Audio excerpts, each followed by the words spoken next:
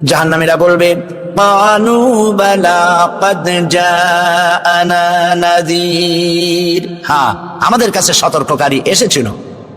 ফাকাযযাবনা ওয়া কুলনা মা নাযালাল্লাহু মিন শাই, আমরা সতর্ককারী আমাদেরকে জাহান্নামের কথা বলেছে, জান্নাতের কথা বলেছেন, আমরা এটাকে মিথ্যা মনে করেছি আর মনে করেছি আল্লাহ সব কিছুই নাজিল করে নাই। জাহান্নামীরা আফসোস করে বলবে ওয়াকালু লাউ কুন্না নাসমাউ আও নাআকিলু মা কুন্না ফি আসহাবিস সাঈর, আরে যদি শুনতাম, নাসমাউ মানে মানতাম, যদি মানতাম আলেমেরা যা বলেছিলেন কোরআন থেকে হাদিস থেকে, নবীরা যা বলেছিলেন, যদি মানতাম আর যদি বুঝতাম আমল করতাম, আজকে জাহান্নামের কঠিন শাস্তির মুখোমুখি আমাদেরকে হতে হতো না। প্রিয় ভাই সব, জাহান্নাম বড় কঠিন জায়গা হবে। এই জাহান্নামে কারো মৃত্যু হবে না। এই পৃথিবীতে রোগ হোক, যত বড় মারাত্মক রোগ হোক, একদিন রোগী জরাজীর্ণ হয়ে ক্লান্তি হয়ে মৃত্যু হয়ে যাবে ঠিক, কিন্তু মানুষ যখন জাহান্নামে চলে যাবে, মৃত্যু যতই কামনা করুক না কোনো মৃত্যু আর আসবে না। আল্লাহ পাক বলেছেন সুম্মা লা ইয়ামুতু ফিহা ওয়া লা ইয়াহইয়া, জাহান্নামের কঠিন শাস্তি, মানুষ সেখানে বাঁচবেও না মরবেও না, এমন এক দুরবস্থার মুখোমুখি হতে হবে পৃথিবীর মানব মণ্ডলীকে, কাফেরদেরকে, যারা জাহান্নামে যাবে। এই জাহান্নামের কঠিন শাস্তির ভেতরে মানুষকে থাকতে হবে। প্রিয় ভাই সব, এই জাহান্নামে সামান্য সামান্য পাপের কারণে, যে কোনো পাপের কারণেই জাহান্নাম হবে না। এই জাহান্নামে কারা যাবে তার একটি বয়ান আল্লাহ পাক কোরআন শরীফের মধ্যে বলে দিয়েছেন। একটি আয়াতের মধ্যে আল্লাহ রাব্বুল আলামিন বলেন, প্রত্যেক অস্বীকারীকে জাহান্নামে যেতে হবে। যারাই আল্লাহ পাককে অস্বীকার করেছে তাদেরকে জাহান্নামে নিক্ষেপ করা হবে। যে সত্যের পথে প্রতিবন্ধকতার সৃষ্টি করেছে, ইসলামী আন্দোলনের সামনে বাধার সৃষ্টি করেছে, আর আল্লাহ পাকের সীমা লঙ্ঘন করেছে, দ্বীনের প্রতি সন্দেহ পোষণ করেছে, আর আল্লাহর সাথে শিরক করেছে, তাদের সকলকেই জাহান্নামে যেতে হবে। নাউযুবিল্লাহি মিন যালিক।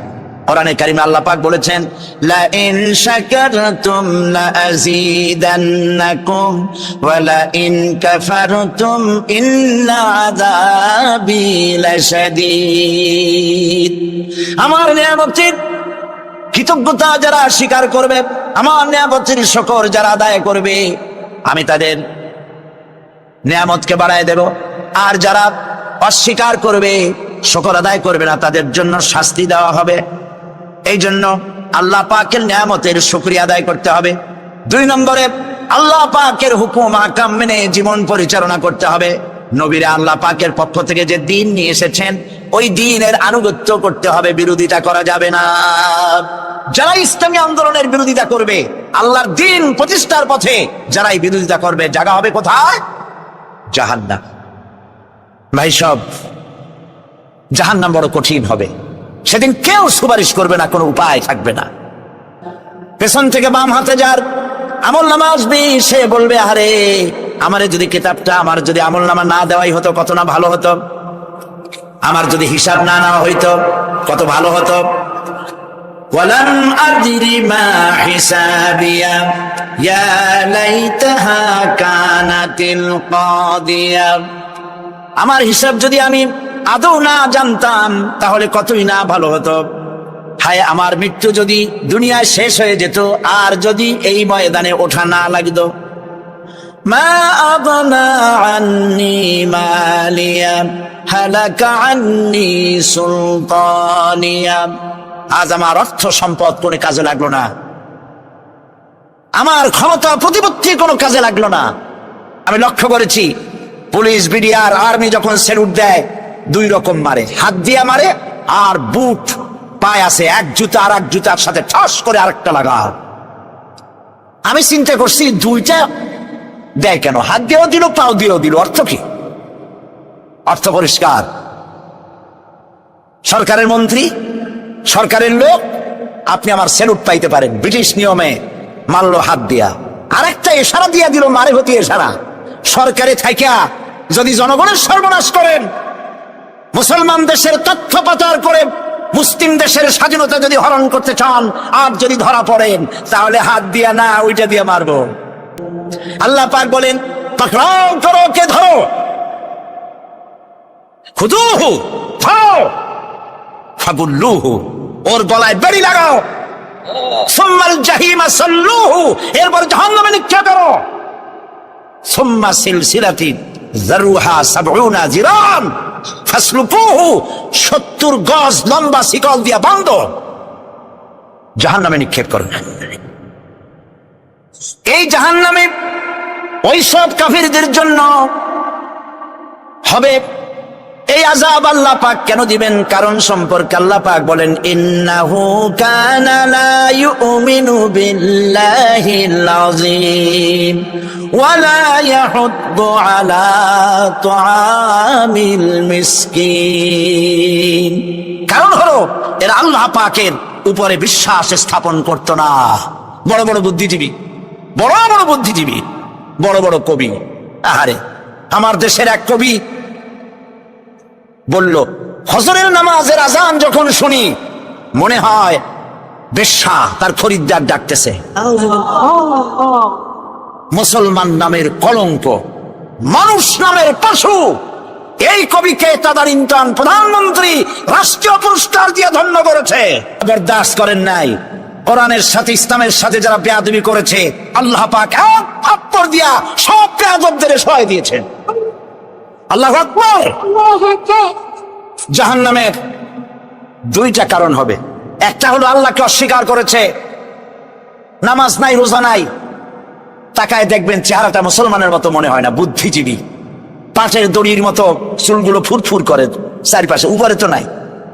আর যদি থাকেও সেগুলো এমন অবস্থা, কাউয়ায় যদি রাস্তায় পায় ডিম পাড়ি থুয়ে যাবে। চুলের অবস্থা ওই, মোষের অবস্থা ঢাকনার মতো। কিছু কিছু মশলা তো এমন আছে, 5 ব্যাটারি টর্চ লাইট মারলেও বোঝার উপায় না, বেচারা হাসে না কান্দে। এইভাবে করে মাথার দশাই, চুলের দশাই, এগুলো হলো বুদ্ধিজীবী। আর এইগুলো হলো ওনাদের কলিজার টুকরা। ঠিক কিনা বলেন? সহ্য হয় না, ইসলাম ভালো লাগে না, কোরআন ভালো লাগে না, বুদ্ধিজীবী হইলি ইনশাআল্লাহ। আল্লাহ রাব্বুল আলামিন কি যারা অস্বীকার করবে, আল্লাহ রাব্বুল আলামিন কিয়ামতের দিন বলবেন, ধর ধর, গলায় বেরি পড়া। দেখছেন না আসামিগুলারে বেরি পড়ায় কেমনে? দান্দা বেরি পড়াবেন আল্লাহ পাক, জাহান্নামের শিকল পরায় দিবেন আল্লাহরে অস্বীকার করার কারণে। আরেকটি কারণ কি? ওয়ালা ইয়াহুদ্দু আলা তুআমিল মিসকিন। মিসকিনদেরকে এরা খেতে দিত না, মিসকিনদেরকে, দুস্থদেরকে নিজেরাও খেতে দিত না, কাউকে খাবার দিতে উৎসাহিতও করত না। জাহান্নামে যাওয়ার জন্য আরো দুইটা কারণ রয়েছে, তার একটি এখানে বলেছি, দুটি কারণ এখানে আছে, আর একটা কারণ আর এক জায়গায় আছে। আল্লাহ পাক বলেছেন জাহান্নামীদেরকে প্রশ্ন করা হবে, ইয়াতাসাআলুনা আনিল মুজরিমিন মা সালাকাকুম ফি সাকার।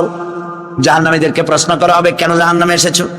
তারা বলবে, ক্বালু লাম নাকু মিনাল মুসাল্লিনা ওয়া লাম নাকু নুতঈমুল মিসকিন।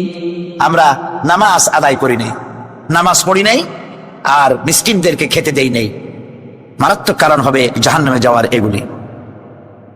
প্রিয় ভাই সব, এরপরে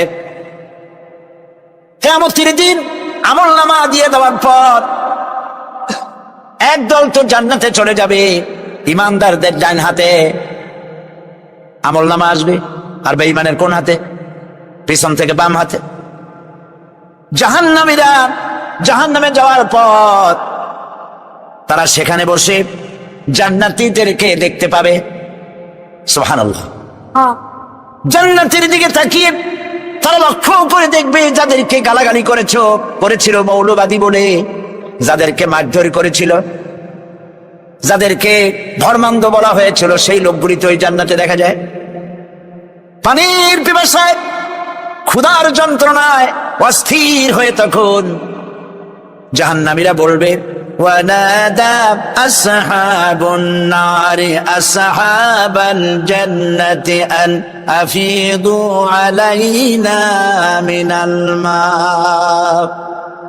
জাহান্নামীরা ডাক দিয়া বলবে, ও জান্নাতি ভাইরা, ক্ষুধায় মরে গেলাম, পিপাসায় মরে গেলাম,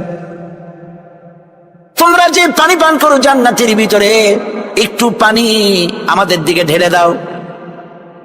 আও মিম্মা রাযাকাকুমুল্লাহ, একটু পানি দাও, অথবা আল্লাহ পাক তোমাদেরকে যে রিজিক দান করেছে একটু খাদ্য আমাদের দিকে নিক্ষেপ করে দাও, একটু খাইয়া বাসি।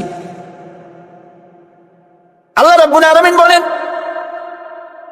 জান্নাতি লোকেরা তখন বলবে, ক্বালু ইন্নাল্লাহা হারামাহুমা আলাল কাফিরিন, কাফিরদের জন্য আল্লাহ রাব্বুল আলামিন জান্নাতের নাজ এবং নিয়ামত, খাদ্য এবং পানীয় সব হারাম করে দিয়েছেন আল্লাহ পাক। বেহেশতি লোকেরা জাহান্নামীদেরকে ডেকে বলবি, ওয়ানাদা আসহাবুল জান্নাতি আসহাবান নারি আন ক্বাদ ওয়াজাদনা মা ওয়া'দানা রাব্বুনা হাক্কান। জান্নাতীরা বলবে, ও জাহান্নামী ভাইরা, তোমাদের সাথে আল্লাহ পাক যে ওয়াদা করেছিলেন সেই ওয়াদা তোমরা কি ঠিকমতো পেয়েছো? তার মানে হচ্ছে আল্লাহর ওয়াদা ছিল নেক কাজ করলে জান্নাতে যাবে, আর আল্লাহর দ্বীনের সঙ্গে বিরোধিতা করলে, আল্লাহর সাথে নাফরমানি করলে জাহান্নামে যাবে। নামাজ আদায় না করলে, জিনা ব্যভিচার করলে, ইসলামের পক্ষে না থেকে বিপক্ষে থেকে শত্রুতা করলে জাহান্নামে যাবে। আল্লাহর এই ওয়াদাগুলি ঠিক মতো পাইছো কিনা? আজ তোমরা জাহান্নামে গিয়েছো। তারা বলবে, হ্যাঁ, আমাদের আল্লাহ পাক যে ওয়াদা করেছিলেন সেই ওয়াদার অনুযায়ী আমরা আজকে বিপদে পড়েছি। আমরা আমল না করার কারণে, উল্টা কাজ করার কারণে আজ আমাদের এই দুরবস্থা হয়েছে। জাহান্নামীরা এক দল আরেক দলের সঙ্গে অভিশাপ দেবে, এক দল আরেক দলকে অভিশাপ দেবে, তারা একে অপরের বিরুদ্ধে অভিশাপ দিতে থাকবে। সেখানে কর্মী আর নেতাদের সাথে দেখা হয়ে যাবে। যেই সব নেতাদের কথা মতো মুসল্লি পিটানো হয়েছে, লক্ষ্য করেন, যেই সব নেতাদের কথা মতো বোমা মেরে, মানুষ মেরে দায় দায়িত্ব আলেমদের মাথার উপর, ইসলামের মাথার উপরে চড়ায় দেওয়া হয়েছে। এইবার নেতার সাথে কর্মীদের দেখা হবে কোন জায়গায়, কোন জায়গায় দেখা হবে? দেখা যখন হয়ে যাবে, কর্মীরা সেখানে নেতাদেরকে অভিশাপ দিয়ে বলবে, وقالوا ربنا إنا أطعنا سادتنا وكبراءنا فأضلونا السبيلا।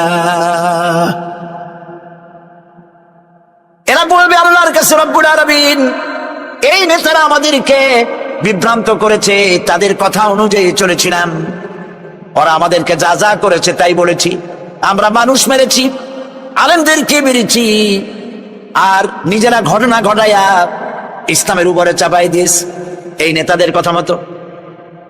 কর্মীরা বলবি, রব্বানা আতিহিম দিফাইনি মিনাল আযাবি ওয়ালআনহুম লা'নান কাবীরা। আয় আল্লাহ, আজকে আমরা যে শাস্তি পাচ্ছি এর থেকে ডবল শাস্তি আমাদের নেতাদেরকে দাও। নেতাগুলো আসে, লম্বা লম্বা বক্তৃতা করে যায়। কোন নেতা বলে, আমার কর্মীরা খবরদার, নামাজ ছেড়ো না বাবারা, নামাজ পড়ো, কোরআন শরীফ পড়ো, হাদিস শরীফ পড়ো, ইসলাম অনুযায়ী চলো। বলে বলে বলে না, বলবে না, বললে তো খুব খারাপ, মৌলবাদী হয়ে যাবে, স্বাধীনতা বিরোধী, ইসলামের কথা বলছে, মুখে দাড়ি, নাউজুবিল্লাহ, বলে নাউজুবিল্লাহ। সেই সময় ওয়াদার প্রাপ্ত জাহান্নামীরা বলবে, وقال الذين كفروا ربنا أرنا الذين أضلانا من الجن والإنس। কাফেররা তারা বলবে, আয় আল্লাহ, কে আমাদেরকে গোমরাহ করেছিল, তোমার দ্বীনের রাস্তা থেকে কারা সরায় দিয়েছিল, জিনেদের মধ্যে মানুষের মধ্যে একটু দেখায় দাও। আরিনা আল্লাযীনা আদাল্লানা, গোমরাহ করেছিল কারা, একটু দেখায় দাও। নাজআলহুমা তাহতা আকদামিনা লিয়াকুনা মিনাল আসফালিন। আমরা তাদেরকে আজকে পদদলিত করব, পদদলিত করব, পায়ের নিচে রাখবো। সেদিন কর্মীরা নেতাদের সম্পর্কে এই কথা বলবে। এই জাহান্নামের ভিতরে নেতা কর্মীদের কথোপকথনের মধ্যে এই শয়তানের সঙ্গে দেখা হয়ে যাবে। কার সাথে দেখা হবে? শয়তানের সাথে। এই যে কথাগুলি আমি বলছি, এগুলি গল্প, আমার বানানো কথা? চিল্লায় বলেন কার কথা? প্রিয় ভাই, সব কান লাগায় শোনেন, ফায়দা হবে। আল্লাহ যেন আমাদের ফায়দা দেন, বলি আমিন। ভাইরা আমার, এখন তো শয়তান দেখা যায় না। দেখা যায়? এখন দেখা যায় না, দেখলেও বোঝা যায় না কি কায়দায় কোন শয়তান আসছে, বুঝবার উপায় নাই। জাহান্নামের মধ্যে শয়তানের সাথে দেখা হয়ে যাবে। শয়তানের কথা মানুষেরা শোনে, গুনাহ করে নিজে। কবি বলেছেন, খারাপ কাজ নিজে করে দোষ দেয় শয়তানের। আসলে শয়তান তো প্ররোচনা দেয়। জাহান্নামের মধ্যে শয়তানের সাথে দেখা হয়ে যাবে। শয়তানকে যখন সবাই অভিযুক্ত করবে, তোর কারণেই তো জাহান্নামে এলাম, শয়তান তখন বলবে, ওয়াকালাশ শাইতানু লাম্মা কুদিয়াল আমরু ইন্নাল্লাহা ওয়া'আদাকুম ওয়া'দাল হক ওয়া ওয়া'আদতুকুম ফাখলাফতুকুম। শয়তান বলবে, আল্লাহ তোমাদেরকে সত্য প্রতিশ্রুতি দিয়েছিলেন, আমারে দোষ দিয়া লাভ নাই, আমারে দোষ দিয়া লাভ নাই। আল্লাহ পাক সত্য ওয়াদা করেছিলেন, তিনি ওয়াদা করেছিলেন তার কথা যদি শোনো, নামাজ যদি আদায় করো, জেনা যদি না করো, মদ জিয়া যদি না খেলো, সুদ ঘুষ যদি না খাও, আল্লাহ জান্নাত দান করবে। এটা ছিল তার ওয়াদা। আল্লাহ তার ওয়াদা পালন করে যারা তার হুকুম মেনে চলেছে তাদেরকে জান্নাত দান করেছেন। আর আমার ওয়াদা ছিল ভিন্ন। আমি ওয়াদা করেছিলাম, ঈদ ড্রিঙ্ক আর বিমেরি খাওয়ার ফুর্তি করো, দুনিয়াটা মস্ত বড়, দুনিয়া কা মজা লে লো, দুনিয়া তোমারি হ্যায়। শয়তানের কথা। কার কথা? শয়তানের কথা। আল্লাহ যে ওয়াদা করেছিলেন সমস্ত ওয়াদা তিনি পালন করেছেন, আর আমি যে ওয়াদা করেছিলাম আজ আমি খেলাফ করলাম। এমন জায়গায় বলবে যে এইটারে শোধ করার, এটা সংশোধন করার আর কোন উপায় নাই। শয়তান আরো বলবে, ওয়ামা কানা লি আলাইকুম মিন সুলতান। আর আমি যে ওয়াদাগুলি করেছিলাম এর পিছনে কোনো দলিল ছিল না। আলেমরা কথা বলছে, কথায় কথায় কোরআন বলছে, হাদিস বলছে। লক্ষ্য করে শুনতেছেন আপনারা? আলেমরা কথা বলেছে, কথায় কথায় কোরআন আর হাদিসের দলিল পেশ করেছে, আল্লাহর কথা রাসূলের কথা পেশ করেছে। ওয়ামা কানা লি আলাইকুম মিন সুলতান। আর আমার কথার ভিতর কোনো দলিল ছিল না, আন্দাজে কয়ে গেছি। ভাইয়ের আমার, বোনের আমার, দিলাম একটা ডাক, ডাইনে তাকানো না, বায়ে তাকানো নাই, সবাই দিলা দৌড়। এখন আমারে দোষ দাও কেন? এইসব দোষ দিয়ে কি লাভ নাই। ইল্লা আন দাউতুকুম ফাস্তাজাবতুম লি। আমি কি করছি? আমি একটা বক্তৃতা দিলাম, জ্বালাময়ী একটা ভাষণ দিলাম, আমি একটা আহ্বান জানালাম, কোনো চিন্তা ভাবনা না করে আমার পিছনে তোমরা দৌড় দিয়েছ। কে বলবে? আহারে, আল্লাহ কি কোনো কথা গোপন রাখছেন? কোন গোপন রাখছেন? সব বলে দিয়েছে। কেন চিন্তা কর? নেতা চাই সে মঞ্চে দাঁড়ায় বক্তৃতা করতেছে, বেটা সারা জীবনে নামাজ পড়ে না, চেহারার দিকে তাকাইলে মনেই হয় না মুসলমান। মূল্যে পরে ফেরেশতা পর্যন্ত আশ্চর্য হয়ে যাবে, বেটা তুই শ্মশান থেকে কবরে আসছিস কেন? এগুলোর পিছনে দৌড়েছি। তোমার ভাই, আমার ভাই, উল্লুক ভাই, ভাল্লুক ভাই। আজিব আজিব, কার পেছনে দৌড়াও? তুমি তো চিন্তা করে দেখবে না কোন বেটার পিছনে দৌড়াই? শয়তান বলবে, আমি শুধু একটা দাওয়াত দিয়েছিলাম, আমার দাওয়াত, আমি একটা আহ্বান করেছিলাম, কোনো বিবেচনা না করে, আমার চরিত্র, আমার আখলাক না দেখে আমার পেছনে পেছনে দৌড়াইছো। মা আনা বিমুসরিখিকুম ওয়া মা আনতুম বিমুসরিখি। আজ আমি তোমাদের কোনো সাহায্য করতে পারবো না। আমি তোমাদের চাইতেও বড় বিপদে আছি, তোমরা আমার সাহায্য করতে পারবে না। নাউযুবিল্লাহি মিন যালিক। আরে কি ভাই, উপায় থাকবে? এরপরে জাহান্নামের নেতাদের সাথে অনুসারীদের আর একবার দেখা হবে। আল্লাহ রাব্বুল আলামিন বলেন, এবার অনুসারীরা নেতাদেরকে ডেকে বলবে, শয়তানের কাছে পাত্তা পাবে না। শয়তান বলবে, যা বেটা, আমার কথা শুনছিলি কেন? আপনি নিজেই বিপদে আছেন। জাহান্নামীরা এরপরে দেখা হবে, তাদের নিজেদের নেতাদের সঙ্গে দেখা হয়ে যাবে, এই তো বড় বাবাজিরে পাইছি। وقال الضعفاء للذين استكبروا إنا كنا لكم تبعا فهل أنتم مغنون عنا من عذاب الله من شيء। অনুসারীরা সেদিন নেতৃবৃন্দকে বলবে, আমরা তোমাদের অনুগামী ছিলাম। ও নেতারা, যা কইছো তাই শুনছি, যা বলেছো তাই শুনেছি, যারে মারতে বলছো তারে মারছি, সারা রাত তোমাদের কথা মতো ইসলামের বিরোধিতা করছে না? যা বলেছো তাই করেছি। এখন তোমরা কি পারো? আমরা তো অনুসারী ছিলাম। ফাহাল আনতুম মুগনুনা আন্না মিন আযাবিল্লাহি মিন শাই। আজকে দুনিয়াতে এত বাহাদুরি করছো, আজ এই জাহান্নামের ভিতরে একটু আযাব কি কমাই দিতে পারো নাকি? নেতারা বলবে, قالوا لو هدانا الله لهديناكم سواء علينا أجزعنا أم صبرنا ما لنا من محيص। নেতারা বলবে, আল্লাহ যদি আমাদেরকে হেদায়েত করতেন, হেদায়েত দিতেন, আমরাও তোমাদেরকে হেদায়েত দিতাম।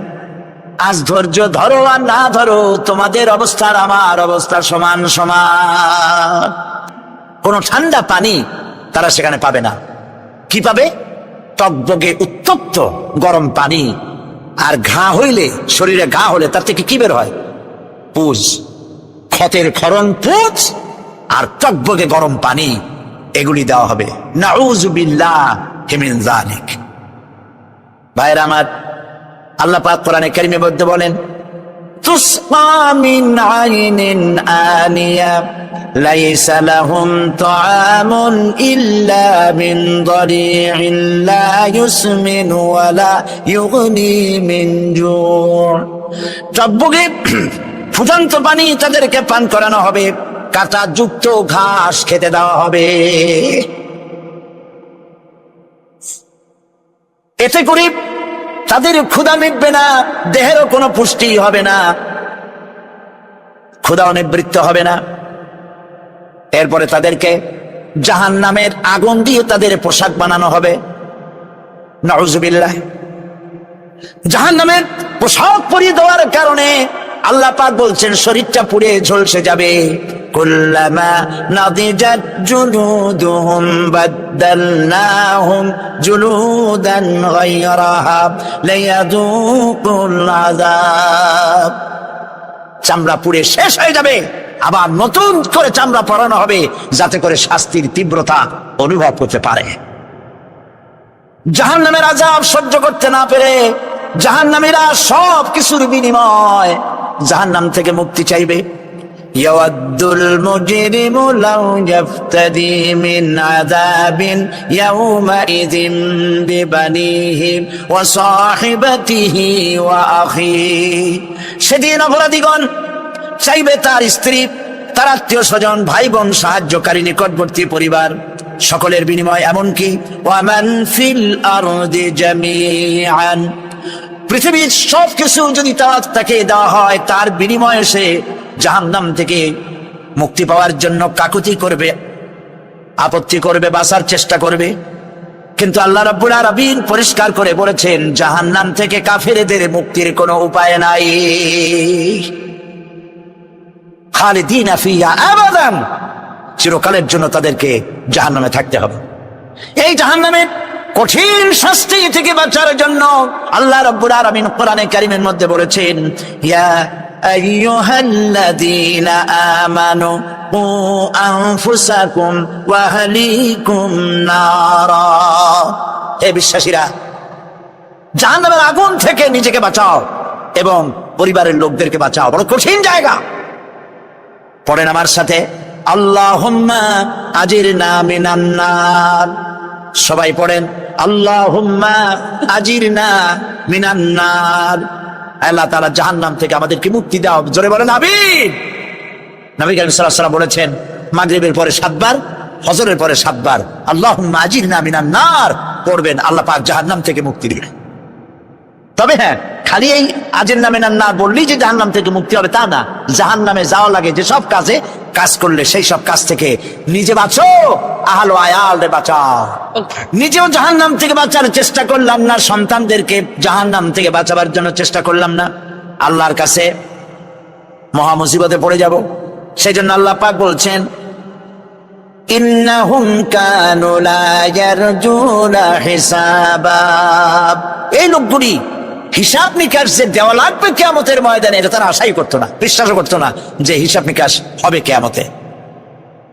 আল্লাহ পাক বলেন, ইন্নাল্লাযীনা কাযযাবু বিআয়াতিনা ওয়াস্তাকবারু আনহা লা তুফাত্তাহু লাহুম আবওয়াবাস সামাই ওয়ালা ইয়াদখুলুনাল জান্নাতা হাত্তা ইয়ালিজাল জামালু ফি সাম্মিল খিয়াত।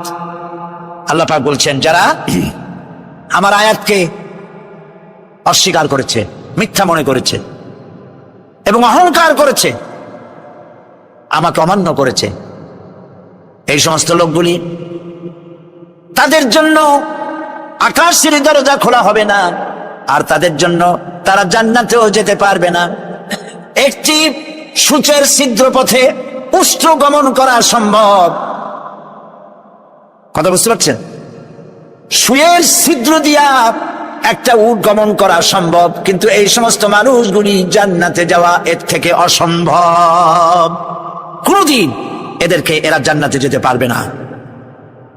ওয়া কুল্লা শাইইন আহসাইনাহু কিতাবা, আর আমি সমস্ত কাজগুলি, ওরা মনে করেছিল যে আমি বুঝি তাদের হিসাব নিকাশ রাখতেছি না, আমি গুনিয়া গুনিয়া প্রত্যেকটি জিনিস হিসাব করে একটি কিতাবের মধ্যে লিপিবদ্ধ করে রেখেছিলাম। সুবহানাল্লাহ। প্রিয় ভাইয়েরা, আল্লাহ পাক আমাদের সঙ্গে ফেরেশতা দিয়েছেন। আল্লাহ পাক কোরআনে কারিমে বলেন, লাহু মুআক্কিবাতুম মিন বাইনি ইয়াদাইহি ওয়া মিন খালফিহি ইয়াহফাজুনাহু মিন আমরিল্লাহ, ইয়াহফাজুনা মিন আমরিল্লাহ। তোমার ডানে, তোমার বামে, তোমার সামনে, তোমার পশ্চাতে আমার ফেরেশতারা তোমাদেরকে ঘিরে আছে।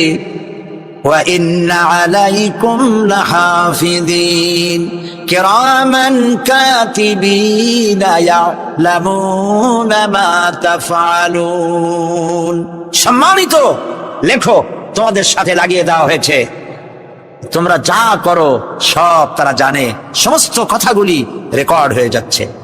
আল্লাহ রাব্বুল আলামিন বলেন, وَيَعْلَمُ مَا فِي الْبَرِّ وَالْبَحْرِ وَمَا تَسْقُطُ مِنْ وَرَقَةٍ إِلَّا يَعْلَمُهَا। আল্লাহ পাক বলছেন, পানির ভিতরে কি হয়, স্থল ভাগে কি হয়, সব আমি জানি। এমনকি এই পৃথিবীর কোন একটি পাতা যদি, কোন গাছের পাতা যদি বৃন্তচ্যুত হয়ে ডাল থেকে খসে যদি মাটিতে পড়ে যায়, মোমেন বান্দারা যদি বিপদে পড়ে আর আমারে যদি ডাকে, আমি আল্লাহ রাব্বুল আলামিন বাঁচাইয়া দেব। মাজারে যাইও না, মাজারে যাও না, এই মাজারগুলি তোমাদেরকে কিচ্ছু দিতে পারবে না।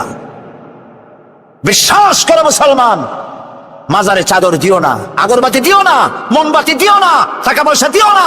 যে ব্যক্তি মারা গেছে তোমাকে কিচ্ছু দিতে পারবে না, পারবে না, পারবে না। আল্লাহু আকবার।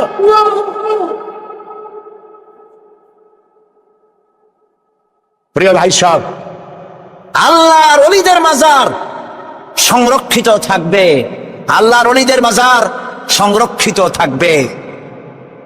আপনি যাইয়া বসছেন কোনো কারণে, সেখানে জিয়ারতের উদ্দেশ্য নয়, কখনোই নয়। যে বসছেন সিলেটে, এখন শাহজালাল রহমতুল্লাহ আলাইহির মাজার জিয়ারত করতে পারেন, কিন্তু নিয়ত করে যাইতে পারবেন না, রাসূলুল্লাহ নিষেধ করেছে। আল্লাহর নিষেধ, আল্লাহর আদেশ মানা যেমন ফরজ, রাসূলুল্লাহর আদেশ নিষেধ মানা উম্মতের জন্য ফরজ। বাগদাদ গিয়েছেন ব্যবসা উপলক্ষে বড় বিশ্বের মাজার জিয়ারত করেন, অসুবিধা নাই, কিন্তু এইখান থেকে নিয়ত করে বাগদাদে যাইতে পারবেন না মাজার জিয়ারত করার জন্য। আজমের গিয়েছেন কোন কর্ম উপলক্ষে, এবার খাজা মঈনুদ্দিন চিশতি রহমতুল্লাহ আলাইহির মাজার জিয়ারত করতে পারেন, কিন্তু জিয়ারতের উদ্দেশ্য করে যেতে পারবেন না। হাদিসে সুস্পষ্টভাবে নিষেধ করা হয়েছে। কারণটা বলবো, কারণ হলো কলিজার মধ্যে একটা ভয় আর মহব্বত, বিশ্বাস যিনি শুয়ে আছেন তিনি আমার কথা শুনবেন এবং আমার আশা পূরণ করবেন, এই বিশ্বাস শিরক, শিরক এবং শিরক। আপনি কবরের কাছে যাচ্ছেন, যার কাছে যাচ্ছেন ধরেন খাজা মঈন চিশতি রহমতুল্লাহ আলাইহি, মাহবুব সুবহানি, কতবে রব্বানি, শেখ মহিউদ্দিন আব্দুল কাদের জিলানী রহমতুল্লাহ আলাইহি। মাতৃভাষা কি? আরবি। মাতৃভাষা কি? আরবি। খাজা মঈন চিশতি রহমতুল্লাহ আলাইহি মাতৃভাষা কি? আরবি। শাহজালাল রহমতুল্লাহ আলাইহি মাতৃভাষা কি? আরবি। আপনি যাই কইলেন খাজা বাবা আমার ছেলে হয় না অনেক দিন, স্বাস্থ্য খুব খারাপ, ব্যবসায় উন্নতি হয় না, চাকরিতে প্রমোশন হয় না, আমার এই আশাগুলো পূরণ করে। আপনার কথা খুব বুঝলো, তাহলে 1 নম্বরে ফেল, মিস ফায়ার, আপনার একটা কথাও তিনি বোঝে নাই। 2 নম্বরে যার কাছে আর্জি পেশ করলেন তিনি কবরে আছে না কোথায় আছে এটা কি আপনি জানেন? 2 নম্বর ফায়ার ফেল। 3 নম্বরে যদি থাকেও চেতনা আছে না ঘুমে আছে তাও কিন্তু আপনি জানেন না। যদি ঘুমের সময় কয়ে থাকেন কোনো লাভ নাই, কোনো লাভ নেই। প্রিয় ভাই সব, এই জন্য চাইতে হবে এমন সত্তার কাছে যিনি সব ভাষা বোঝেন, যার কাছে কোনো ভাষা দুর্বোধ্য নয়, সব ভাষা যিনি সৃষ্টি করেছেন তার নাম বলেন, আর যিনি কখনো ঘুমান না তার নাম বলেন লা তাখুযুহু সিনাতুন ওয়ালা নাওম, যার কোনো ঘুমও নাই তন্দ্রাও নাই। সুবহানাল্লাহ কবেন না? আজ থেকে নিয়ত করুন কোন মাজারে জীবনে কিছু চাইবো না, এটা কলিজার মধ্যে গাইছা নেন। কোন মাজারে কোন মরাফির কোন জাতাফির কারো কাছে কিছু চাইবো না, চাবো শুধু 1 আঙ্গুল আকাশের দিকে উঁচু করে জোরে বলেন কার কাছে? বলেন আল্লাহু আকবার। হাত নামান। কিয়ামতের দিন আমলনামা ছেড়ে দেওয়া হবে, আমলনামাগুলি যার যার হাতে আসবে, বেঈমানের পিছন থেকে বাম হাতে, ইমানদারের সামনে থেকে কোন হাতে? এই কথা একটু বলে শেষ করে দে। আমলনামা যখন হাতে পাবে তখন সে বলবে, আমলনামা পড়ে বেঈমান ব্যক্তি বলবে বাদি হাদাল কিতাব লা ইউগাদিরু সাগীরাতান ওয়ালা কাবীরাতান ইল্লা আহসাহা। এটা কি আশ্চর্য কিতাব, একটা ছোট্ট পাপও বাদ পড়ে নাই, বড় পাপও বাদ পড়ে নাই, আমার তো বাঁচার পথ নাই। সে তখন অস্বীকার করবে এই পাপগুলি আমি করি নাই। কোরআনে কারীমে আল্লাহ রাব্বুল আলামিন বলেছেন আল-ইয়াওমা নাখতিমু আলা আফওয়াহিহিম ওয়া তুকাল্লিমুনা আইদিহিম ওয়া তাশহাদু আরজুলুহুম বিমা কানু ইয়াকসিবুন। জবান বন্ধ, হাতে কথা বলবে, পায়ে সাক্ষী দেবে। হাত সব কথা বলে দেবে, পায়ে সাক্ষী দেবে। আর যখন কোনো উপায় থাকবে না তখন বান্দা বলবে রব্বানা আখরিজনা না'মাল সালিহান গায়রাল্লাযী কুন্না না'মাল। হে আল্লাহ তাআলা, আর কোনো খারাপ কাজ করব না, আমারে আরেকবার দুনিয়ায় পাঠাও, এইবার যদি যাইতে পারি ভালো ভালো কাজ করে আসব। আল্লাহ কি আর পাঠাবেন? পাঠাবেন না। আল্লাহ পাক বলবেন আওয়ালাম নুআম্মিরকুম, হায়াত দিছিলাম না, বহুত সময় পাইছো, আমার কাজ করো নাই, আজকে আর পৃথিবীতে ফিরে যাওয়া যাবে না, বিচার হয়ে যাবে। বিচার হওয়ার পর একদল যাবে জাহান্নামে, আরেক দল যাবে কোথায়? জান্নাতে।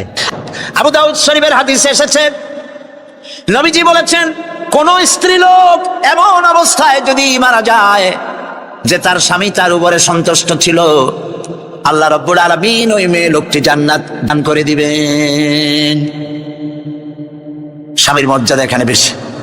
তাহলে আমরা দেখলাম অধিকারের দিক থেকে যখন নারী ছিল, বধূ ছিল, কন্যা ছিল, বধূ ছিল, সব জায়গায় ইসলাম নারীকে সম্মান বাড়িয়ে দিল, ঠিক কিনা বলেন? আর নারী বিবাহ হওয়ার পর কদিন পরে মা হয়ে গেল, মা হয়ে যাওয়ার পর মর্যাদা কমে গেল না বেড়ে গেল? বলেন, কমলো না বাড়লো? নবীজি বলছেন, আল্লাহর নবীর সামনে একজন সাহাবী এসে প্রশ্ন করলেন, হে আল্লাহ রাসূল, খেদমত করব কার? মান আহাক্কুন নাস বিহুসনি সাহাবাতি? ক্বালা উম্মুক। ক্বালা সুম্মা মান? ক্বালা উম্মুক। ক্বালা সুম্মা মান? ক্বালা উম্মুক। ক্বালা সুম্মা মান? ক্বালা আবুক। আখরাজাহুল বুখারী। বুখারী শরীফের হাদিস। সাহাবী জিজ্ঞেস করছেন, ইয়া রাসূলুল্লাহ, খেদমত করব কার? হুজুর বলেন, তোমার মায়ের। তারপরে কার? তোমার মায়ের।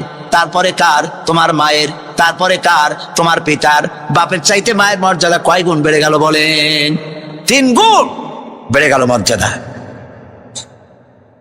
আল্লাহর নবী মসজিদে নববীতে বসে আছেন, সাহাবায়ে কেরাম কর্তৃক পরিবেষ্টিত হয়ে এমন সময় একজন বুড়ি মসজিদে প্রবেশ করেছেন। হুজুর তাকে দেখে দাঁড়ায় গেলেন। কাছে যখন এলেন মহিলা, নবীজি নিজের গায়ের চাদর বিছায়া দিলেন। মহিলা চলে যাওয়ার পর সাহাবায়ে কেরাম প্রশ্ন করলেন, ইয়া রাসূলুল্লাহ, আমরা তো চিনলাম না এই মহিলাকে। একজন মেয়ে লোকের জন্য নবীজি তার গায়ের চাদর বিছায়া দেয়, এত বড় সম্মানী মহিলা আমরা চিনলাম না, তিনি কে? আল্লাহর নবী বললেন, আমার মায়ের দুধ আমার কিসমতে তেমন হয় নাই। যার কোলে কাকে চড়ে, যার বুকের দুধ খাইয়া আমি বড় হয়েছি, এই আমার সেই দুধ মা হযরতে হালিমাতুস সাদিয়া। মায়ের মহব্বত কেমনে করতে হবে? মা যখন হয়ে গেলেন, সম্মান বেড়ে গেল সন্তানের কাছে। একজন সাহাবী এসে কাছে বলছেন, হে রাসূল, আমার মায়ের মেজাজ খুব খারাপ। হাদিস, আমার মায়ের মেজাজ খুব খারাপ। হুজুর প্রশ্ন করলেন, তোমার মা যখন তোমার গর্ভে রাখছিলেন তখন তো মেজাজ খারাপ ছিল না? তিনি বললেন, হুজুর আমি সত্যি বলছি, মেজাজ খুবই খারাপ। হুজুর বলছেন, তোমাকে যখন তোমার মা ডেলিভারি করেছিল তখন তো মেজাজ খারাপ ছিল না? কয়, না হুজুর, দারুণ খারাপ মেজাজ। হুজুর বললেন, তোমার 2.5 বছর 2 বছর ধরে যখন দুধ খাওয়াইছিল তোমার মা, তখন তো তার মেজাজ খারাপ ছিল না। সাহাবী যখন এর পরেও বললেন, ইয়া রাসূলুল্লাহ, আমি আমার মায়ের দুধের হক আদায় করে দিয়েছি। হুজুর বললেন, দুধের হক আদায় করেছো তুমি, তোমার মায়ের একটি সপ্তাহের হক তুমি আদায় করতে পারো নাই। তুমি যদি পড়ে গেছো ছোট্টবেলায়, খাটের থেকে কোলের থেকে পড়ে গেছো, কেঁদে উঠছো, আর তোমার মা যে তখন বলেছে, সারা জীবন এই একটি সপ্তাহের হক আদায় করতে পারবে না। মায়ের সম্মান ইসলাম এভাবে বাড়িয়ে দিলেন। আল্লাহ রাব্বুল আলামিন শিখাই দিলেন, ওয়াকাদা রাব্বুকা আল্লা তা'বুদু ইল্লা ইয়্যাহু ওয়া বিল ওয়ালিদাইনি ইহসানা। তোমার রবের পক্ষ থেকে এটা ফয়সালা হয়েছে যে আমার ইবাদত করার পর মা বাপের ইহসান করবে। দেখেন অবস্থাটা, দেখুন, লক্ষ্য করুন, আল্লাহর ইবাদতের পরেই বান্দা কাজ করবে। বলেন কার? মা বাপ ইহসান করো। মা বাপের সামনে চোখ দিয়ে চোখ রাগায় কথা বলবে না। ওয়ালা তাকুল্লাহুমা উফিন ওয়ালা তানহারহুমা, ঝিড়কি দিবে না, ধমক দিবে না। আর তাদের সঙ্গে কোন ভাষায় কথা বলবে তাও আল্লাহ শিখায় দিয়েছেন। আল্লাহ পাক বলেন, ওয়াকুল্লাহুমা কাওলান কারীমা, সম্মান সূচক কথা বলো মা বাবার সাথে। আর শিখায় দিলেন, বান্দারা তোমার মা বাবার জন্য আমার কাছে এই ভাষায় দোয়া করো, রব্বির হামহুমা কামা রাব্বায়ানি সাগীরা। আয় আমার রব, আমার মা বাপ ছোটবেলায় আমাকে যেভাবে স্নেহের করে লালন পালন করেছে, আল্লাহ পাক দয়া করে আমাকে, আমার পিতা মাতাকে তোমার রহমতের করে লালন পালন করো। আল্লাহ পাক শিখাই দিয়েছেন। এই দোয়া করবেন তো? মনে থাকবে? প্রত্যেক নামাজের পরে মোনাজাতে এই দোয়া করবেন। মা বোনেরা লেখাপড়া করতে পারবেন, চাকরি করতে পারবেন, জিহাদে যেতে পারবেন, সবই করতে পারবেন পর্দার ভিতরে থেকে। আল্লাহ পাক কোরআনে কারিমে বলেছেন, ওয়াকারনা ফি বুয়ুতিকুন্না ওয়ালা তাবাররাজনা তাবাররুজাল জাহিলিয়াতিল উলা। ওয়াকারনা ফি বুয়ুতিকুন্না, তোমরা তোমাদের ঘরের মধ্যে থাকো আর জাহিলিয়াতের যুগ মতো করে সাজসজ্জা করে তোমরা বেরিও না, আচমক করে বেরিও না, সৌন্দর্য প্রদর্শনী করো না। পৃথিবীতে বিভিন্ন দেশে মিস সুন্দরী প্রতিযোগিতা হয় না? হয় কিনা? সুন্দরী প্রতিযোগিতা হয় পৃথিবীর বিভিন্ন দেশে। মিস চায়না, মিস থাই, মিস আমেরিকান, এভাবে নাম হয়। সুন্দরী প্রতিযোগিতা কি? সুন্দরী প্রতিযোগিতা করতে গিয়ে বিচারক মন্ডলী সুন্দরীদের শরীরের যেসব জায়গা মাপজোপ করে তা কেবলমাত্র শয়তানের পক্ষে সম্ভব, পুরুষের পক্ষে সম্ভব নয়। যারা এই বিচারক মন্ডলী থাকে নির্লজ্জ বেহায়া, তারা কি তার নিজের মেয়ের, নিজের বোনের শরীরের সেসব জায়গা মাপ করতে পারবে? লম্পট। বাংলাদেশে সুন্দরী প্রতিযোগিতা কিয়ামত পর্যন্ত হতে দেওয়া হবে না। পর্দার বিষয়টি আলোচনা করতেছিলাম। পর্দা করা ফরজ। পর্দা করা কি ফরজ? আল্লাহর নবী বলেন, এমন এক জামানা আসবে যখন বস্ত্র পরিধানকারিণী উলঙ্গিনী হবে মেয়ে লোকগুলি, পুটের চুটের মতো করে খোপা বেঁধে মরাল সময় হেলে দুলে পরপুরুষে আকর্ষণ করে রাস্তায় চলাফেরা করবে। এরা কথা জান্নাতের সুঘ্রাণও এদের না প্রবেশ করবে না। কাসিয়াতুল আরিয়া, বস্ত্র পরিধানকারিণী উলঙ্গিনী। কথা শুনতেছেন আপনারা? বুঝতে পারতেছেন?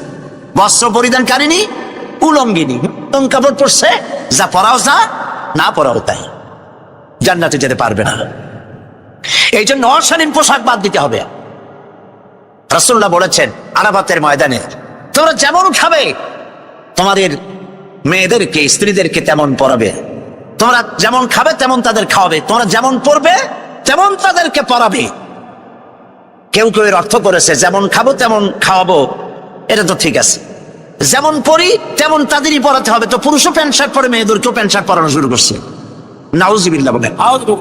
কিয়ামতের অনেকগুলি আয়াত আছে।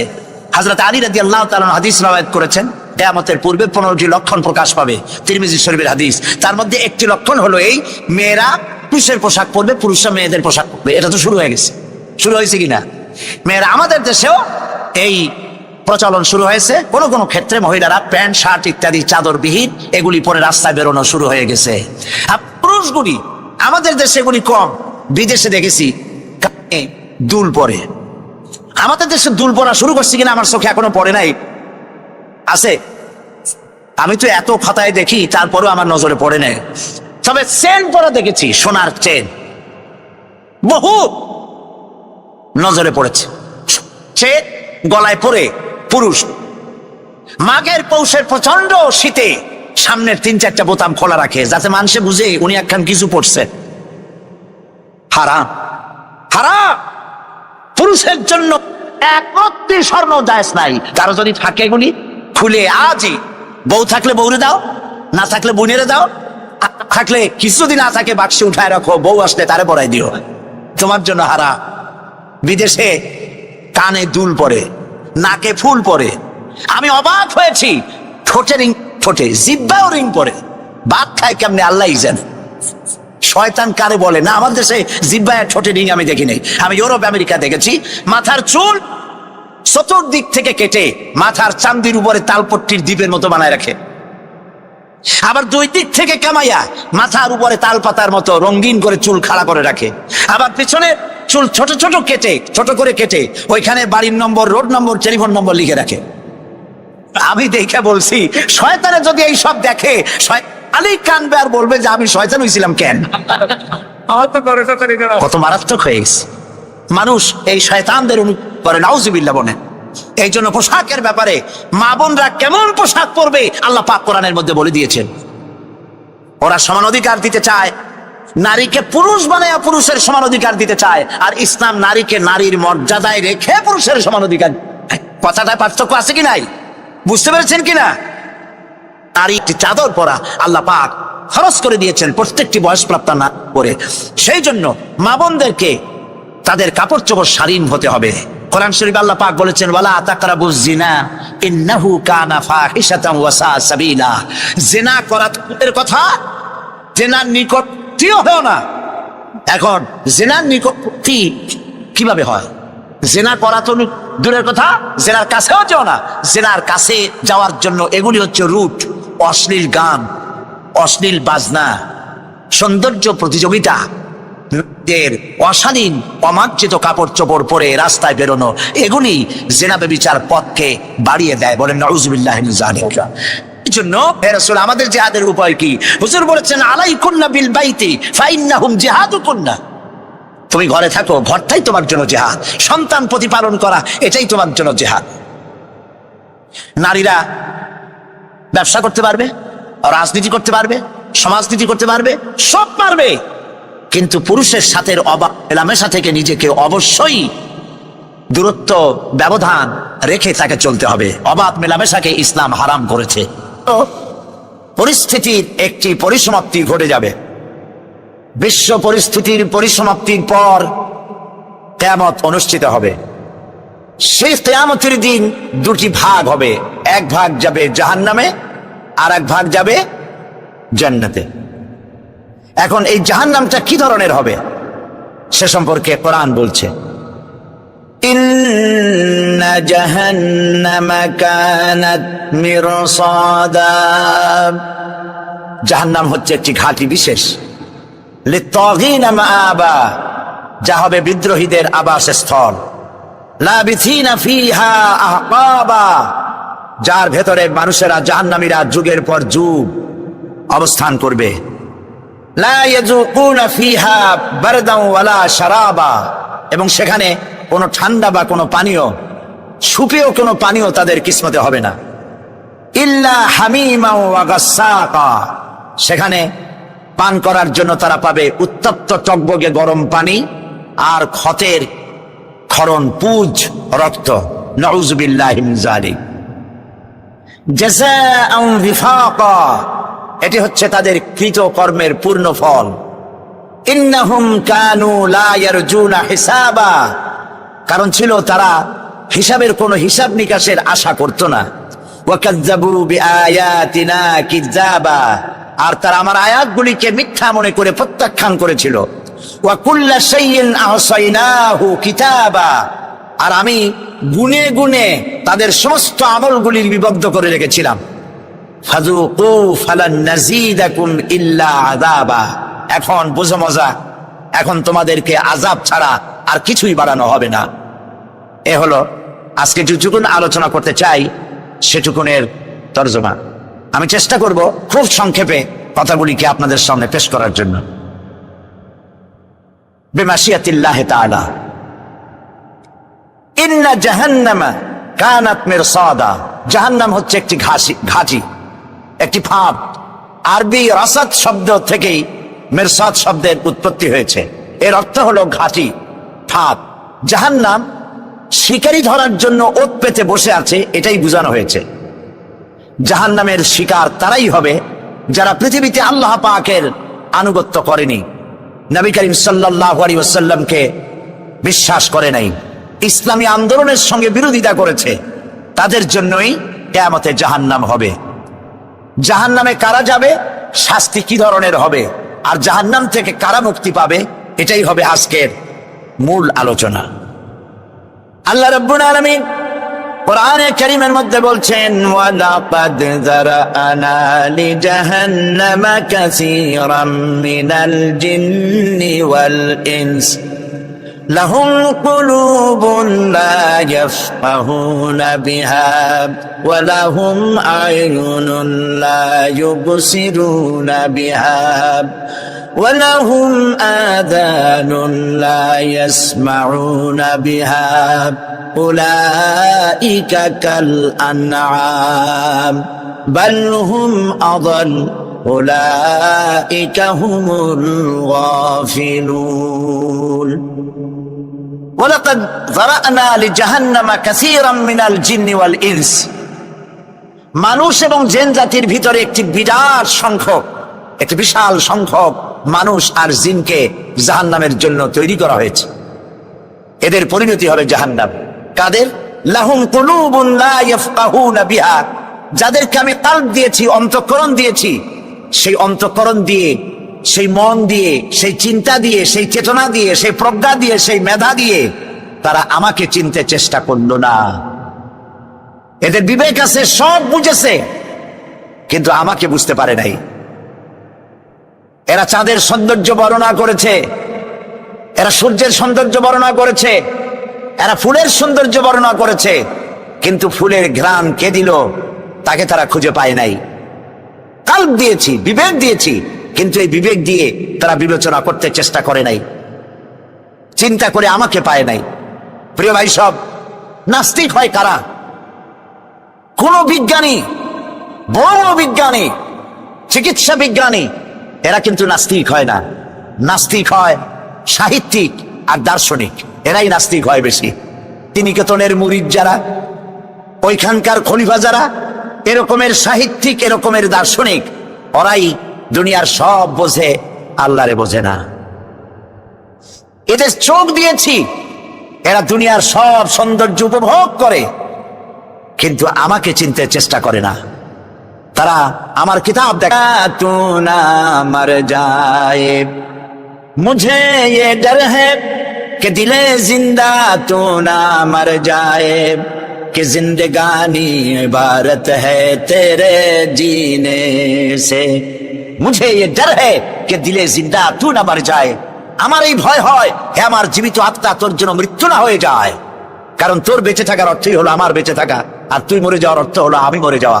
যে যার বিবেক মারা গেছে তার বেঁচে থাকার কোনো লাভ নাই। বিবেক জাগ্রত সচেতন ওই সব মানুষের যারা আল্লাহ পাকের সৃষ্টি নৈপুণ্যতা দেখে মাথা সিজদায় অবনত করে দেয়। আল্লাহ পাক বলছেন, কাল্ব দিলাম, গবেষণা করলো না, চোখ দিলাম, দেখলো না, কান দিলাম, শুনলো না। এদের অবস্থা কি? আল্লাহ রাব্বুল আলামিন বলেন, উলাইকা কাল আনআম, এরা চতুষ্পদ জানোয়ারের মতো, এরা পশু। এরপরে আল্লাহ পাক বলছেন, বালহুম আদাল, পশুর চাইতে নিকৃষ্ট। আল্লাহ রাব্বুল আলামিন হযরতে মূসাকে ডেকে বললেন, মূসা রে, ভয় পাওয়ার কোনো কারণ নাই। প্রতিষ্ঠিত একটি সরকারের বিরুদ্ধে তোমাকে নামায় দিয়া ময়দানে তোমাকে আমি একা ছেড়ে দেই নাই। আমি আল্লাহ রাব্বুল আলামিন তোমার সাথে আছি। হাতের লাঠি ছেড়ে দাও। মূসা আলাইহিস সালাম লাঠি ছেড়ে দিলেন, লাঠি সাপ হয়ে গেল, হা করলো। জাদুকরদের তৈরি করা সমস্ত বাঘ, সিংহ, সাপ মূসা আলাইহিস সালামের লাঠি মার্কা সাপের পেটের মধ্যে গিয়া ঢুকলো। জাদুকরেরা মনে করলো আমরা যা দেখালাম তা তো জাদু। নিঃসন্দেহে মূসা আলাইহিস সালাম যা দেখালেন তা নিঃসন্দেহে জাদু নয়, কারণ জাদু তো খেয়ে ফেলে দিয়েছে। কাজী জাদু যে জিনিসে খায় সেটা তো জাদু না, সেটা জাদুর বাবা অথবা দাদা। এটা ছিল মূসা আলাইহিস সালামের মুজিজা। হযরত দাউদ আলাইহিস সালামের মুজিজা ছিল, আল্লাহ রাব্বুল আলামিন তাকে মুজিজা দিয়েছিলেন, গলার সুন্দর আওয়াজ দিয়েছিলেন। তিনি যখন জাব্বুর শরীফ তেলাওয়াত করতেন, উড়ন্ত পাখিরা ওরা বন্ধ করে চতুর্দিকে বসে আল্লাহর কালাম শুনত। তিনি লোহা দিয়ে অস্ত্র তৈরি করতেন। অস্ত্র বানাবার সময় আগুন দিয়ে লোহা পোড়ায় অস্ত্র বানাতে হয়। দাউদ আলাইহিস সালামের তার প্রয়োজন ছিল না। তিনি যখন লোহা হাতির ভিতরে নিয়ে চাপ দিতেন, লোহা পানি হয়ে আঙ্গুলের ফাঁক দিয়ে গলে পড়ে যেত। এরা ছিল তার মুজিজা। হযরত সুলাইমান, আল্লাহ রাব্বুল আলামিন তাকে মুজিজা দান করলেন। কোরআনে কারীমের ভিতরে রাব্বুল আলামিন বলেন, হযরত সুলাইমান আলাইহিস সালাম সকাল বেলায় বিনা মেশিনে, বিনা ইঞ্জিনে তক্তার উপরে বসে যেতেন। তক্তা 1 মাসের পথ অতিক্রম করত। আবার সন্ধ্যা বেলায় বসতেন, এই তক্তা আর 1 মাসের পথ অতিক্রম করে যেত। ঈসা আলাইহিস সালামের মুজিজা ছিল, জন্মান্ধের চোখের উপরে হাত বুলিয়ে দিতেন, সঙ্গে সঙ্গে চোখ ভালো হয়ে যেত। কুষ্ঠব্যাধিগ্রস্ত লোকের গায়ে হাত বুলাতেন, সঙ্গে সঙ্গে কুষ্ঠব্যাধি ভালো হয়ে যেত। এই ছিল তাদের মুজিজা।